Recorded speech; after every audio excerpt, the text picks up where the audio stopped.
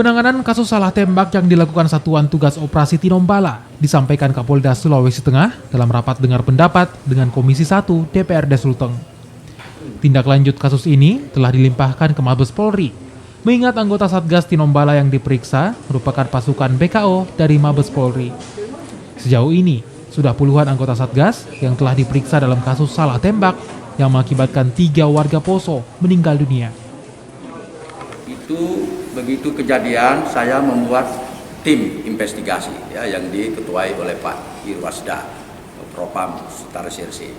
Terus kita melakukan investigasi untuk mencari tahu sebenarnya kejadian ini bagaimana, ya, termasuk juga yang 2 itu.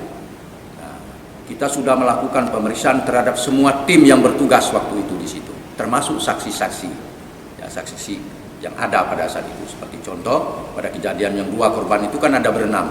Nah, itu sudah kita minta.